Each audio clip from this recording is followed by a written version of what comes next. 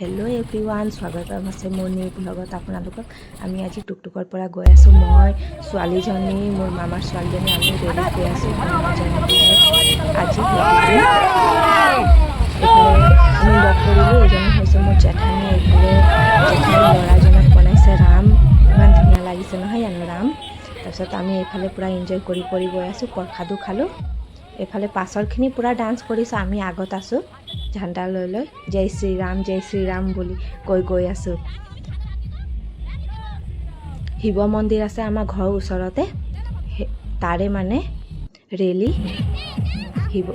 হনুমান মন্দিৰো আছে, সেইটো কাৰণে হনুমান মন্দিৰৰ ৰেলী এইটো হয়, আমাৰ ঘৰৰ ওচৰতে আছে।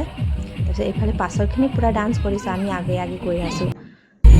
এইফালে আমি খোজকাঢ়ি আমনি লাগিলে, তাৰপিছত আমি বহি গ'লোঁ আৰু মোৰ ছোৱালীজনী হৈ গ'লগৈ। তাৰপিছত আমি অলপ দূৰ খোজকাঢ়ি আহিলোঁ। তাৰপিছত আমি এটা মলত আহিলোঁ। ইমান দূৰ খোজকাঢ়িব নোৱাৰিলোঁ ছোৱালীক লৈ কিনে, সেইটো কাৰণে আমি এৰি দিলোঁ। ৰেলী গৈ আছে। তাৰপিছত আমি এইফালে বিশাল মাৰ্কেট, ছোৱালীজনীক কিবা কিবি কিনি দিওঁ বুলি আৰু গীতাঞ্জলিৰ স্পৰ্টিং কিনিম বুলি ক'লে। ওচৰতে আমি বিশাল মাৰ্কেট পালোঁ, তাতে সোমাই গ'লোঁ।